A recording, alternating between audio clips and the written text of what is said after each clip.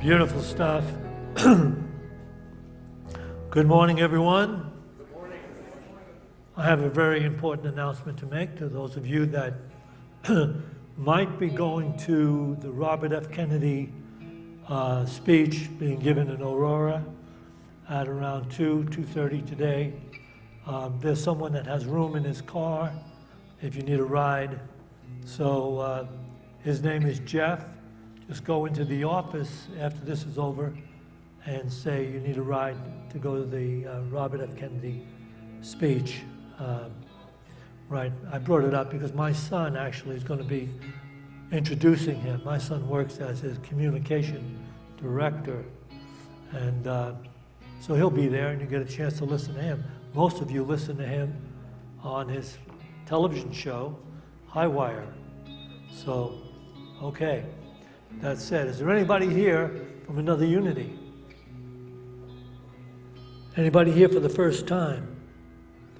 Raise your hands up very high. Leave them up. We have a gift for you. Okay, leave your hand up. When was it you went to a church for the first time and were given a brand new automobile? I'm just asking you because that's not going to happen here.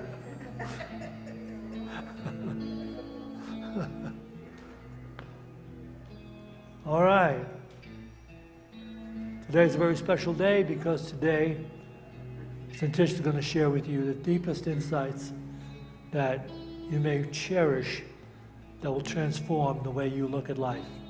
Look forward to this talk.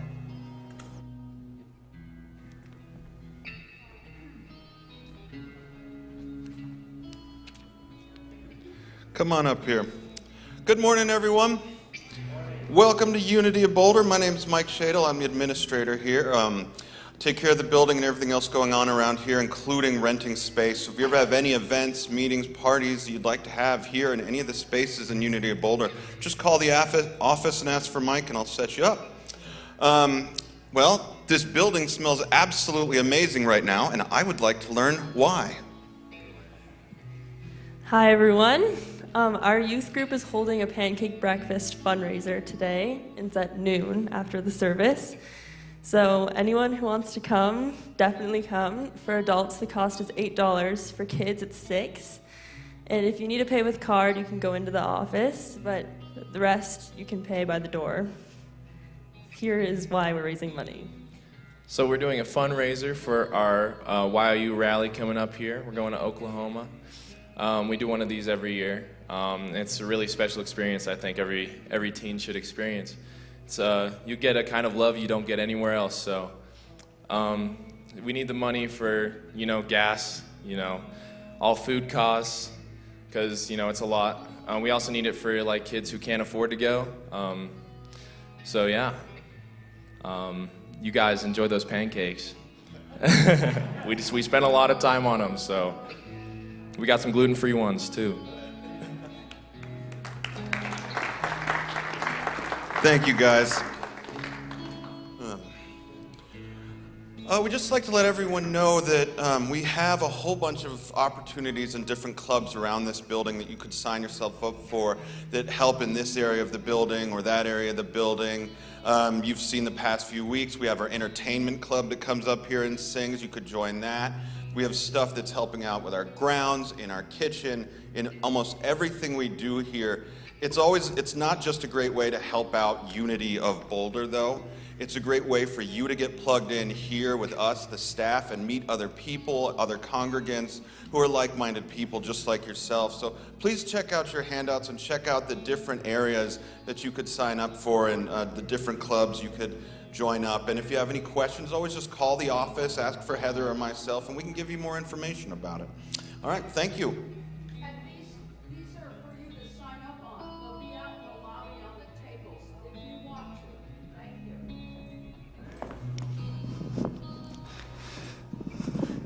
Good morning, everyone.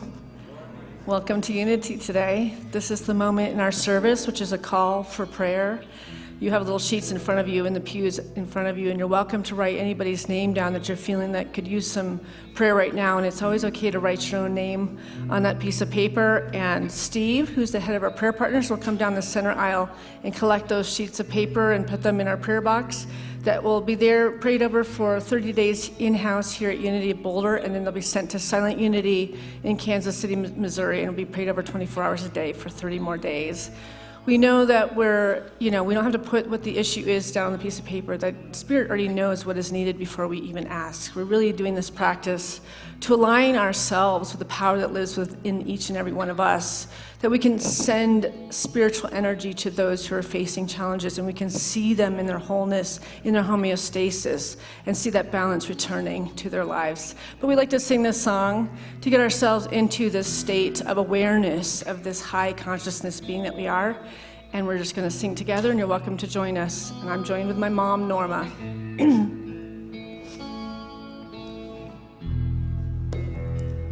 You are the air I breathe. You are the air I breathe. Your holy presence living in me. And I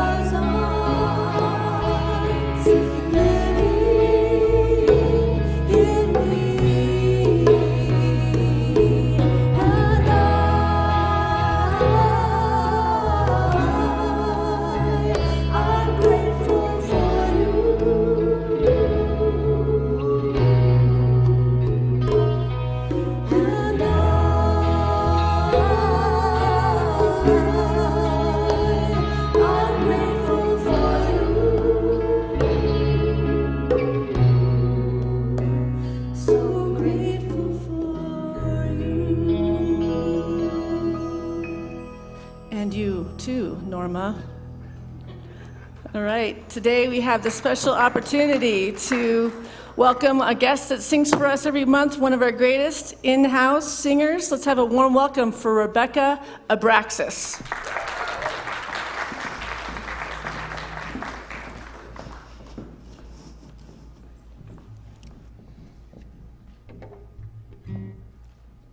All right, this is a little peace chant, so let's just feel that vibration of peace in our hearts, and just, this is a call and response, so feel free to sing along.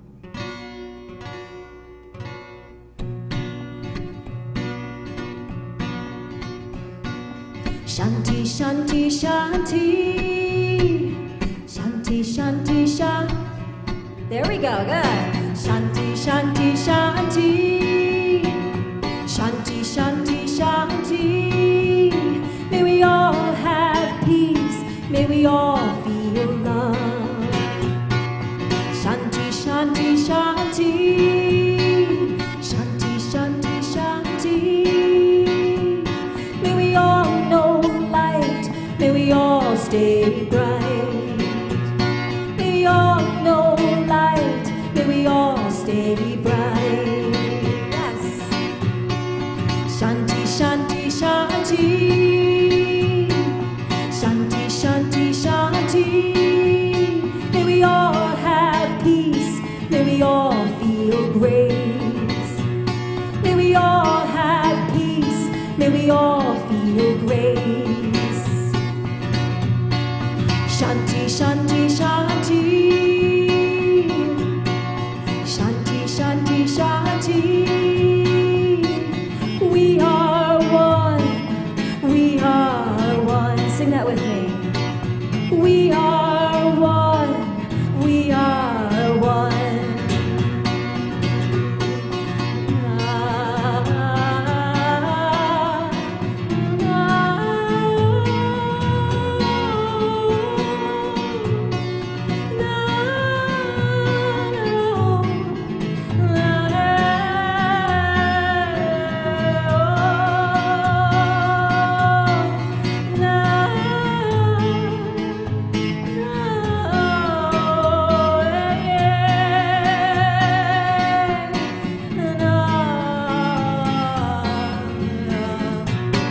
Here we go.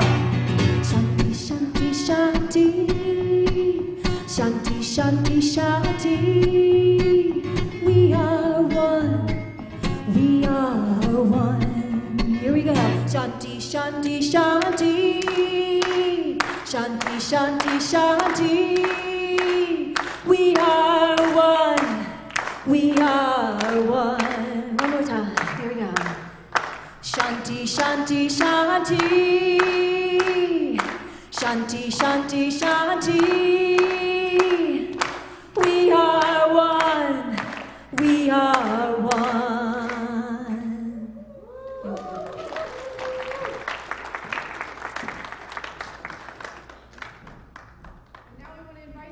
Entertainment Club up and sing our opening joy song, and you can all stand up and sing along with them.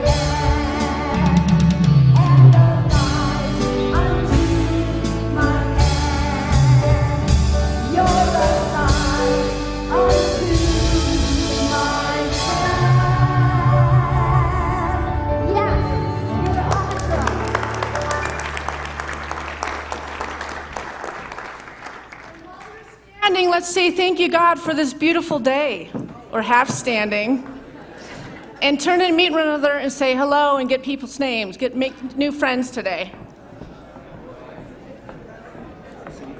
Yeah.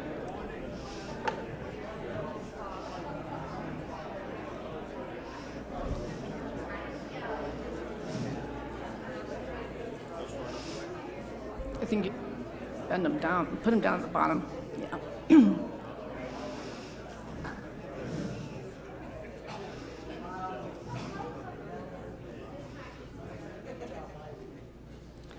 And pat yourselves on the back and say, thank you, God, for me.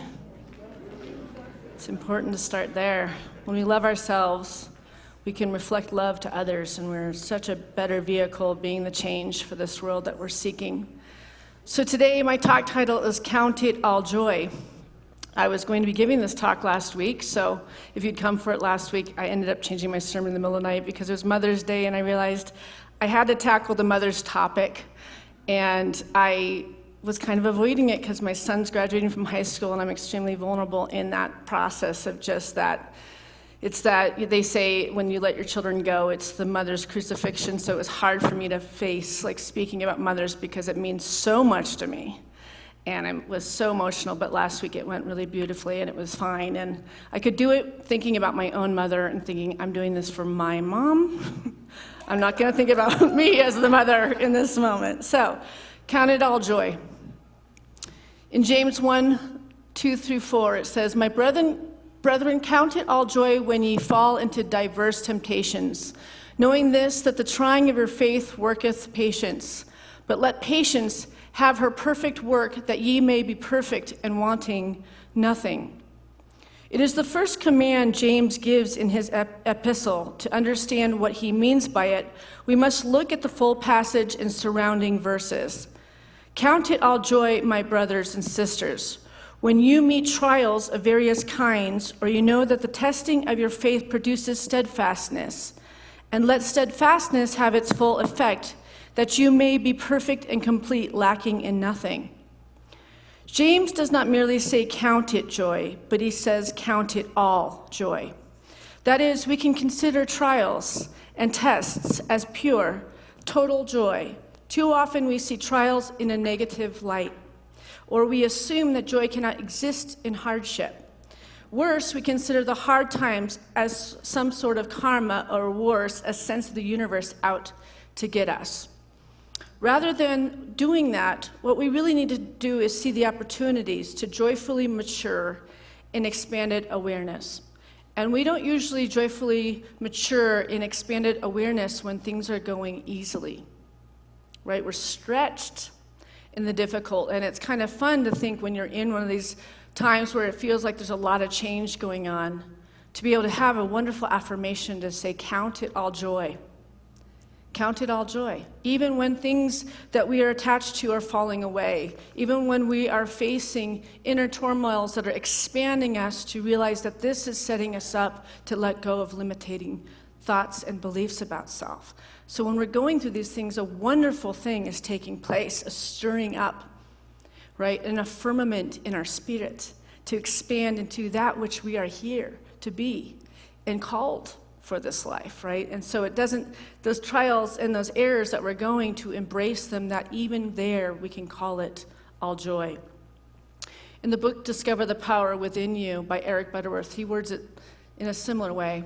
In every experience we face, there's always a time when ultimate problems exist merely as seed possibilities. In all better feuds between people, in all wars between nations, in all emotional problems of individuals, there was always a time when misunderstanding could have been turned to understanding, when envy could have been turned to respect, when resistance could have been resolved by love. Agree quickly, get your mind into a state of love and understanding and non-resistance.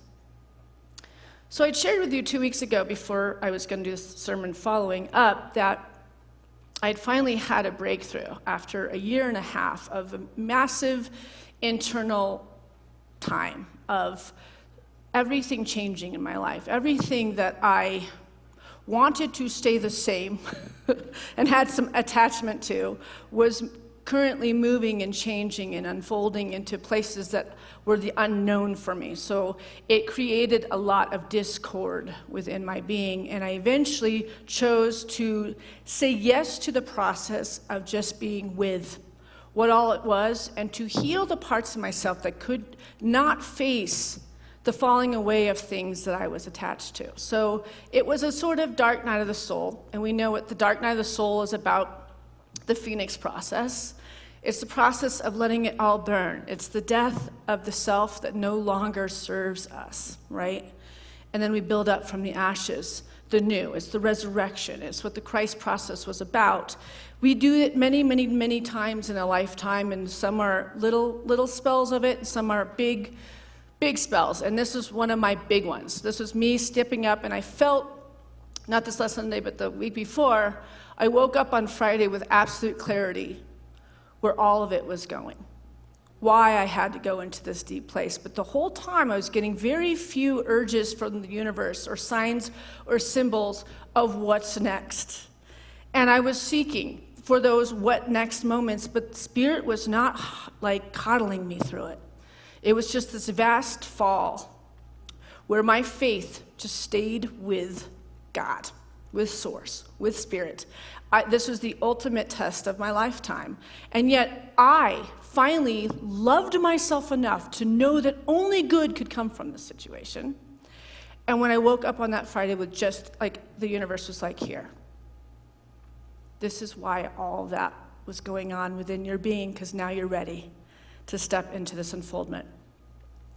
So after that, a few days later, I was walking with my dog in a high state of consciousness and embracing my newfound peace from a year-long journey of going inward and healing the last parts of myself that were holding me back from stepping into my calling, into the unfoldment of what I have been put here to do and express this lifetime.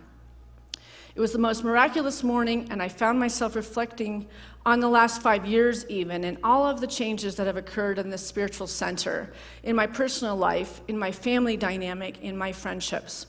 And I was observing all the missteps I had taken to try to fix things in all these areas of my life by grabbing onto whatever seemed best at the time to shift and help, or maybe keep me feeling safe during such tremendous changes that was not only happening in my life, but in the world.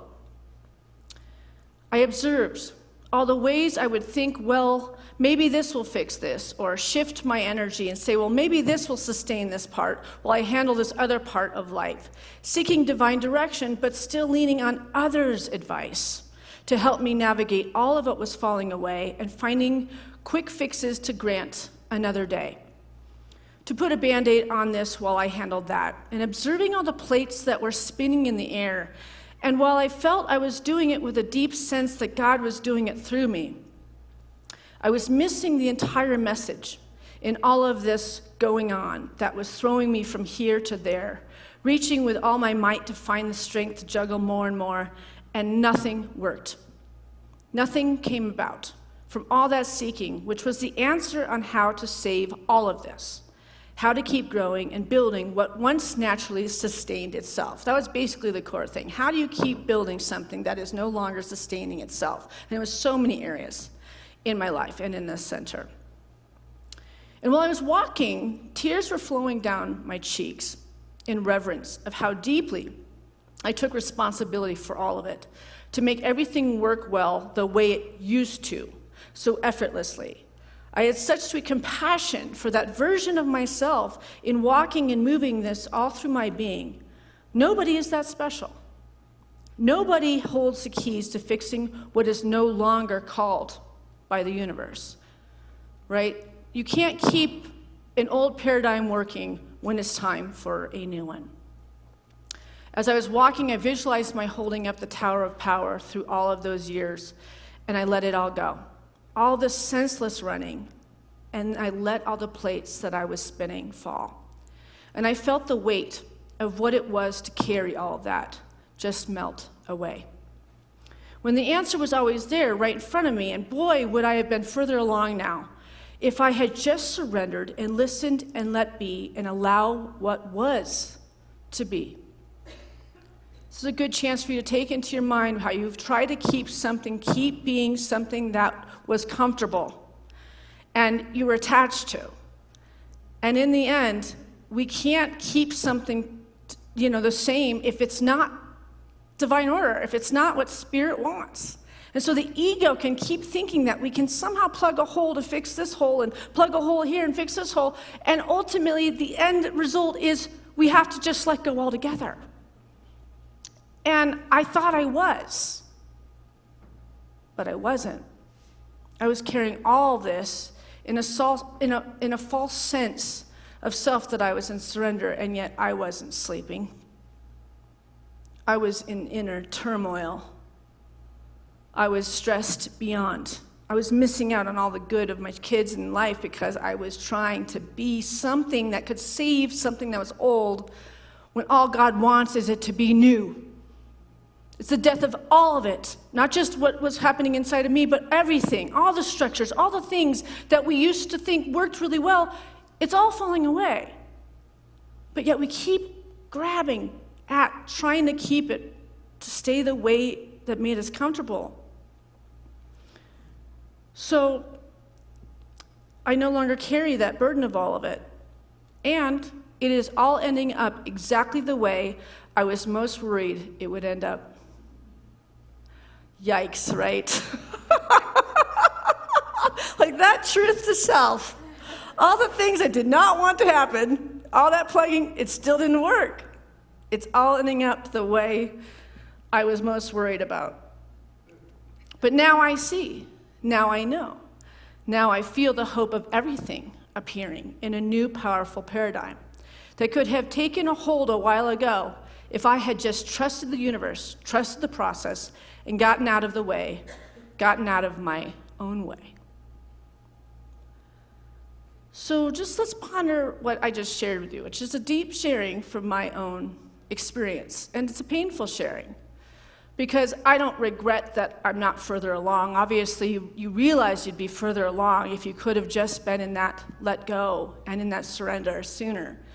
But I had to go through all that, beating myself up, holding myself accountable, holding myself up to this level. A lot of us are a lot harder on ourselves than other people are. And what matured out of that was a deep sense of love for myself, an appreciation of the heart that I carry and the soul that vibrates in this world, that I want to make it all good for everybody.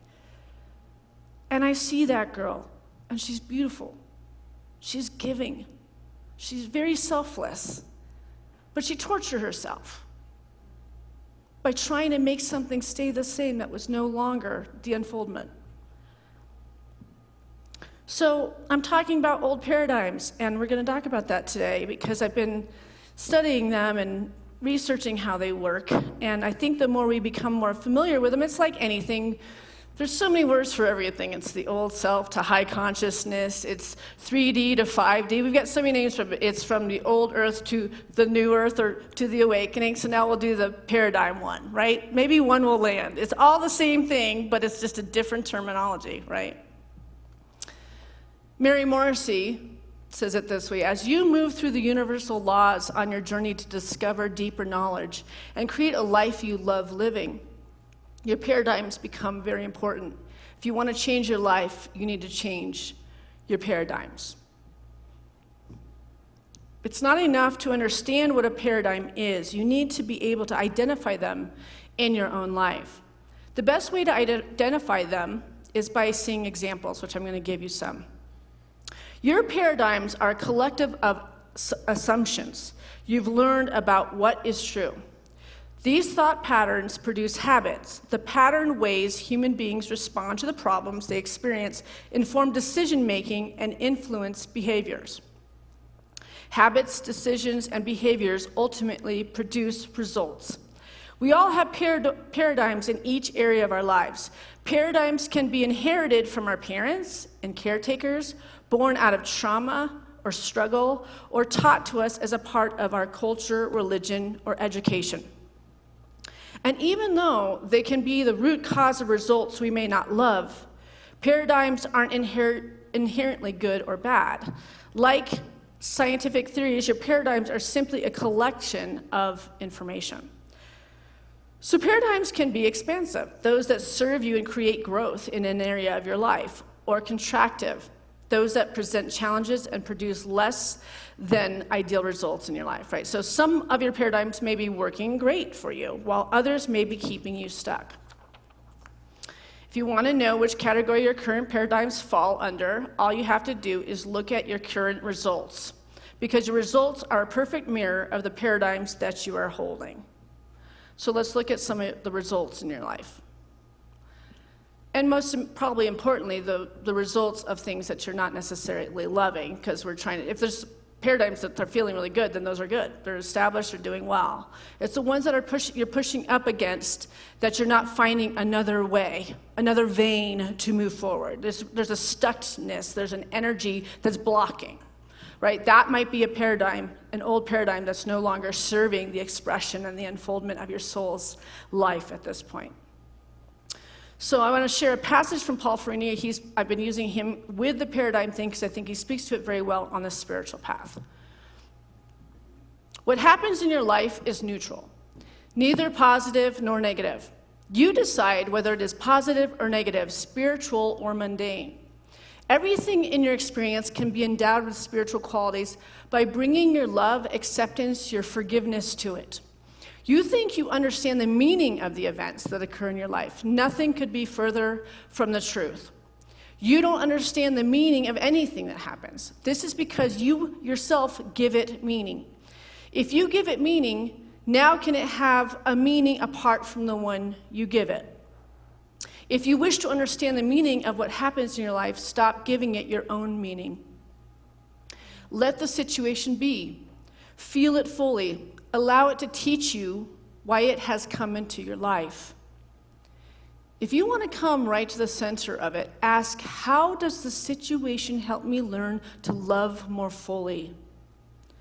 What does it ask me to give that I am still withholding? That question will bring you to the core issue because it demonstrates your willingness to look at the situation as a gift rather than a punishment. All this unwanted, unhappy stuff, we can look at as a gift instead of an unwanted punishment, right? I know that that's hard. But that's what this whole path is about. We know that the more difficult stuff in our life is our teacher. It's the universe's way to speak into the soul. Because the soul's expanded. It's limitless. It can move through absolutely anything. But when we're too fixated on the world and the ego is unfolding that which we're experiencing, then we are blocked. And we can still see it as something that's kind of out to get us versus being an opportunity to surrender and let go of our own dictates and demands of how it needs to work out, and search and look and feel in a surrendered place. Where is the door open? And walk through that door when it appears.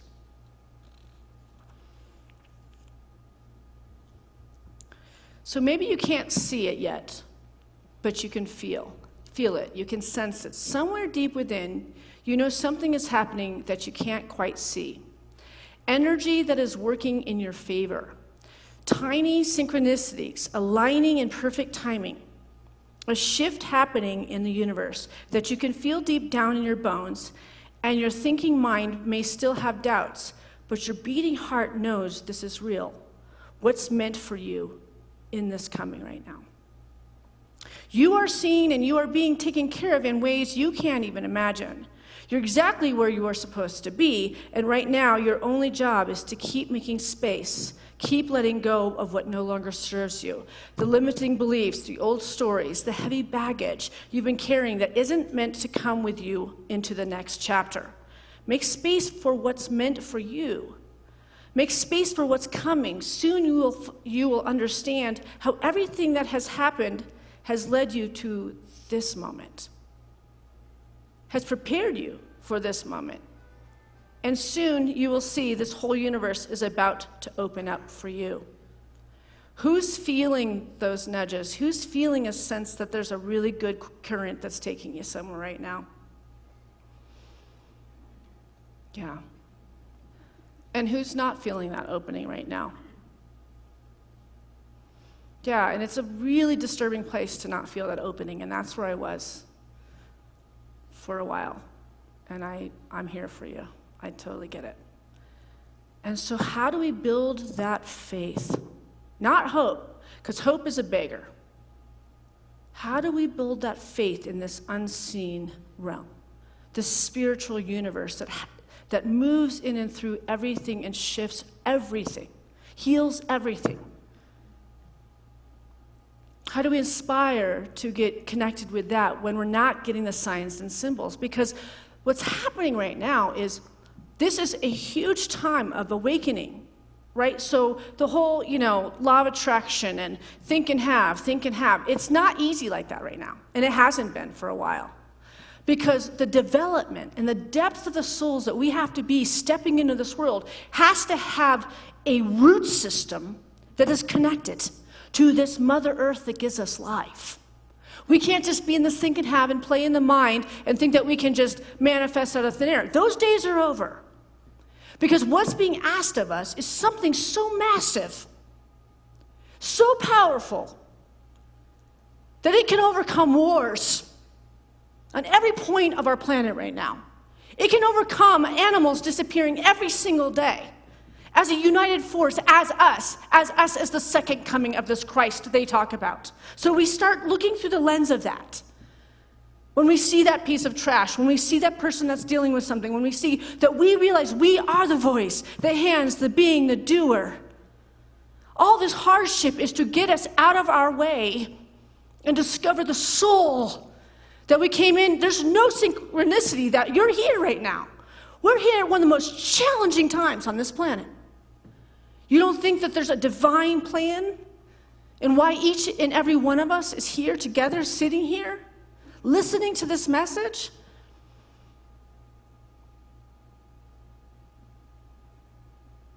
And we're all in it together. So there's no sense if you don't feel that divine urge, it's okay.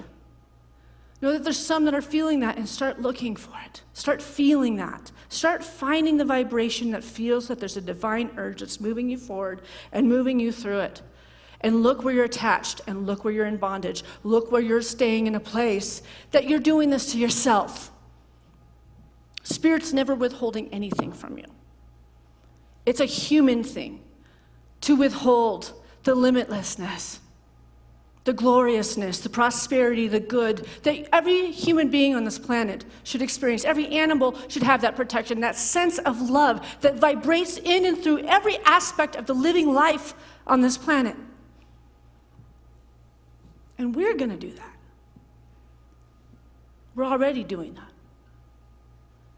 By willing to step in and take this armor off that no longer serves us, that keeps us living small, keeps us living in a place of brokenness, and expanding, heart-led, heart vibrationally led, where it moves way beyond us. Everything, it precedes us when we go into our coffee shops, into the restaurants, when we meet our children. It just precedes. It's just love energy. So I'm going to get back on the paradigm thing here, where before you build a house, you need a blueprint, a pattern or a plan to ensure that the house being built looks and functions the way it should. Paradigms are like blueprints or plans for specific results in your life. If you want to change something about the house you're building, you change the blueprint first. So it's really taking an inventory of what's not working. Right? And it's no longer tolerating being around an energy that no longer matches the place that you're going to be landing on. The reality is we can't bring everybody along with us. If you want to be of high consciousness, you have to surround yourself in high consciousness. You can't sometimes be in high consciousness and then flip somebody off on a highway. There's a consistency to it. Right? There's an awareness when you have flipped somebody off on the highway and you realize, I really shouldn't have done that. That's good. And don't beat the heck out of yourself. You're like, oh, that's the old paradigm. That one's not coming with me anymore, right? So the same goes for shifting your paradigms to generate different results in your life. Creating a paradigm shift begins with awareness. Once you recognize that you have a paradigm in place, you have the power to change it. So we all have many paradigms in places in all areas of our life. So I'm going to give you an example. There's 4 paradigms, but I'm only going to cover 3 because I feel like one of them really is the same paradigm. So here it goes. I'm going to show you the 4 paradigms, but I'm only going to cover the first 3. Oh, I actually did get rid of the one I didn't like. Okay, here we go. Fear of being, I changed this sermon last week because remember, yeah, okay, we got that. Fear of being fundamentally flawed. Fear of loyalty and abandonment. Fear of the burden of success. That's an interesting one. We'll talk about that. How does that work? So next, you need to interrupt the paradigm. To do this, you need to recognize the truth that you want to replace the current paradigm. It's not as simple as naming it. You need to spend time visualizing and putting yourself in the frequency of this new paradigm. Third, you need to take action to move your growth in direction of your new paradigm. So here's number 1. We'll talk about it. The fear of being fundamentally flawed. These are some of the inner affirmations that you might be using to keep from moving forward. I am not enough. I am not smart enough. I am not talented enough. I don't have what it takes. If you've ever had imposter syndrome, you understand the fear of being fundamentally flawed. It tells you that you are a fraud, even though all evidence shows you that it's not true. Some internal language in this category we went over. There's something else you should know about the fear of being fundamentally flawed. No one is immune to this paradigm. Even successful and brilliant people sometimes need to shift these paradigms. For instance, John Steinbeck wrote these words in his journal. I am not a writer. I've been fooling myself and other people. He wrote those words while he was writing The Grapes of Wrath.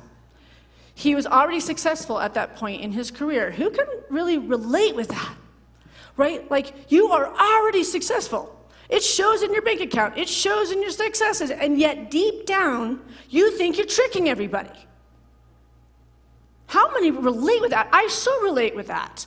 Right? So, deep down, people are even cheerleading us, and we're going, no, I don't know. I just got lucky this time. I'm just good at public speaking. Right? Or we make excuses of why God can actually move beautifully through us and do what we put here to do and be, whatever that thing is for you, right? So I'm going to share spiritual words of Paul Farini again on how he would be speaking to this on spiritual terms. How you view life depends on whether you feel lovable or unlovable, worthy or unworthy. Either way, you will create an external situation which reinforces your opinion of yourself. All preoccupation with supply comes from living in the past. Lack is simply the remembrance of old wounds or old paradigms. These are too easily projected into the future. To end scarcity thinking, you must forgive the past. Whatever it has been no longer matters. It no longer has effect because you have released it. And this comes back to that surrender.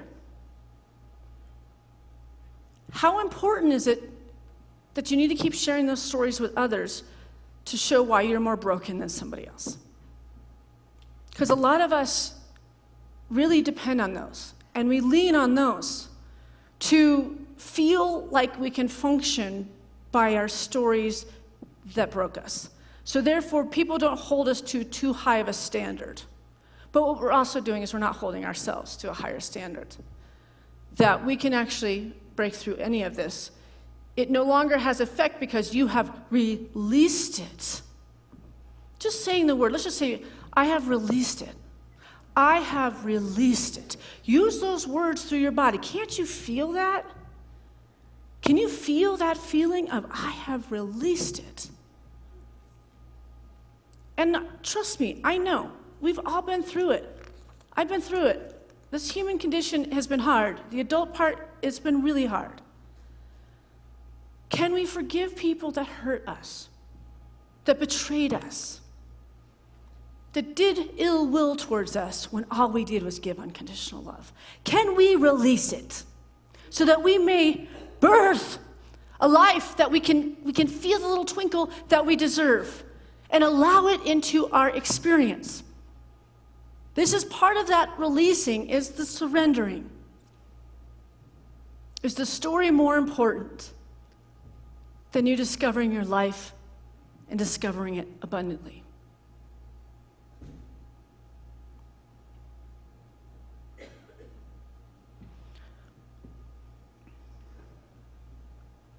Fear of loyalty and abandonment. This is some of the affirmations that would come from it. My friends might not approve. My family will reject me. I might have to find new friends. I was just talking about that a minute ago, right? Because in my journey of that year and a half, every solid fell away. Because as I was no longer going to be around people that gossiped and said terrible things about people that I thought were extraordinary, or I wasn't willing to be around people that spoke to illnesses and darkness in their bodies, when I physically was so vulnerable, I wanted to be in a place of light. I had to go into a quiet place with God. And I lost people that I really, really loved. And I know they'll meet me up on this path when they're ready. When they're ready to do this process, right?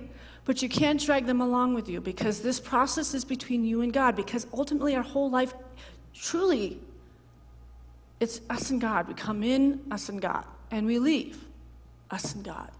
So it's this reverence and it's this time with the sacred that really allows the shedding of the brokenness that keeps attracting the things in our life that we wonder, why does it feel like Groundhog's Day? It's like the same situation, different set of circumstances.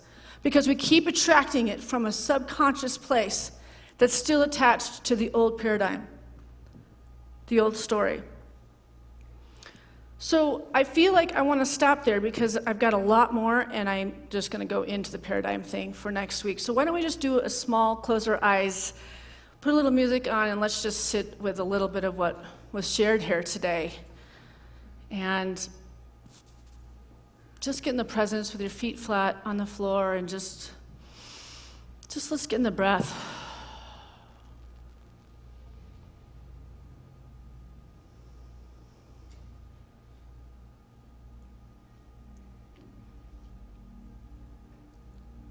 Did you know, though, that in unity, we believe that we are all perfect children of God? That nothing can hurt us, make us sick, or make us afraid. And nothing can be taken from us, because we are perfect now. And in every moment, we have the ability to come back to this knowing, to this center, to this presence. Our natural state is balance. So if there's a lot of things that are out of alignment, if you just bring yourself back to this presence, to this homeostasis, mind, body, and spirit, it naturally wants to go back to balance. No matter who's hurt you, no matter who's made you afraid, no matter who's told you weren't good enough. The moment you believe for yourself that you are enough, that I am loved, that I am divine in nature, that I am needed, wanted, and necessary for this global and earthly divine unfoldment. The natural balance is there. And in that natural balance, you'll start feeling those pings of the universal force, of the spiritual force that will move in and through your dreams, through your intuition, through your heart, to lead you to that which is perfectly being called into your life right now, right here, and right now. So as we step into the center as perfect children of God, of Source, of Spirit, whatever word mirrors the divine light in you, you will remember who you truly are, and you will discover the truth that will set you free. And so to this we say, Spirit, thank you. Thank you, thank you. I have no complaints whatsoever.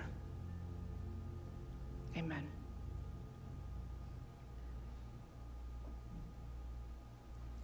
So it is. We'll take an offering for unity now.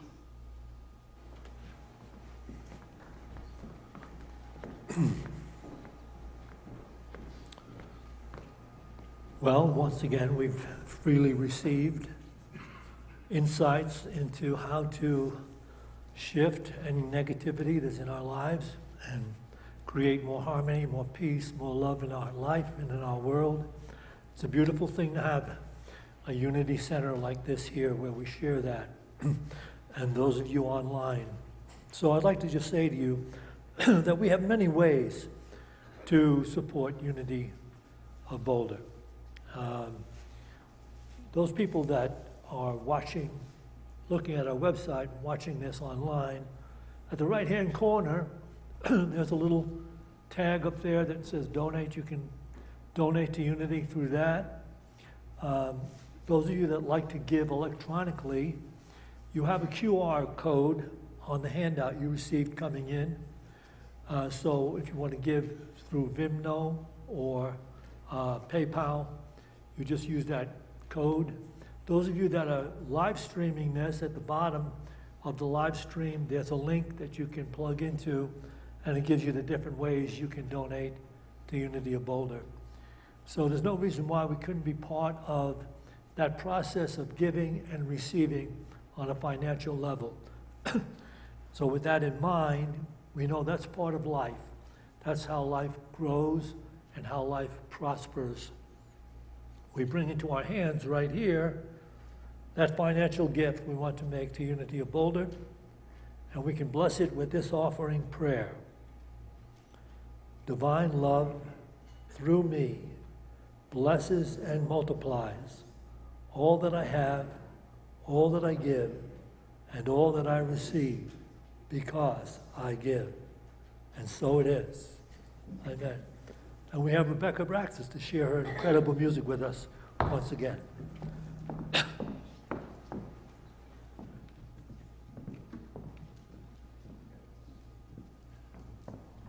Wow, how lucky we are to have one of the best metaphysical speakers on the Front Range right here.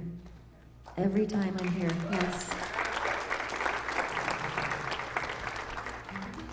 Every time I'm here, she wows me with her metaphysical message about awakening, but also how to apply it to our lives. And it's something to preach about ideals, but how do we embody it? And that's how we sustain this new paradigm. And that's what she gives us here. So thank you, Santisha, wherever you are. So let's practice right now the new paradigm. This is called Shimmy and Shine. Let's feel the light. Get your shimmy on. Here we go. Body and your mind are one of a kind of light. Shimmy and shine.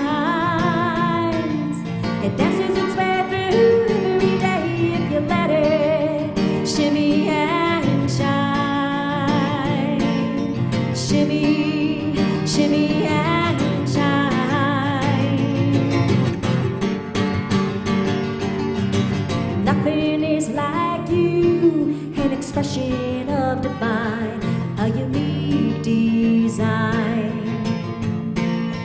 Waking up in gratitude, 'cause there will never be another like you. There will never be another like you. Here we go. Your body and your mind are one of a kind of light. Shimmy and shine. It dances its way through every day if you let it. Shimmy and shine. Shimmy, shimmy and shine. Find that space that illuminates your beautiful face. The light inside you radiate, the vibration of light and love through flesh and blood. The vibration of love and light through flesh and blood. Here we go. Your body and your mind are one of a kind of light.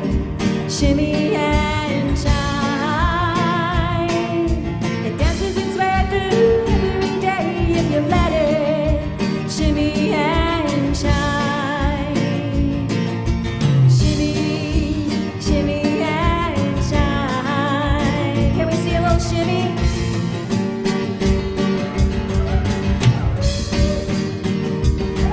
Got shimmiers in the back.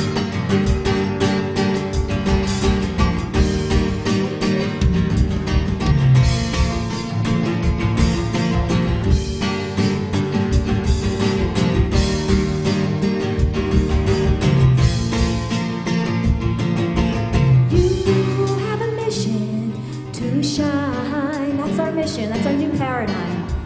Hear the light within. Forgetting is our only sin. Body and your mind are one of a kind of light. Shimmy and shine. It dances its way through every day if you let it. Shimmy and shine. Woo! Your body and your mind are one of a kind of light. Shimmy and shine. It dances its way through every day if you let it. Shimmy and shine. Our new paradigm. Here we go. Your body and your mind are one of a kind of light. Shimmy and shine. Woo! It dances its way through every day if you let it. Shimmy and shine. Shimmy, shimmy and shine.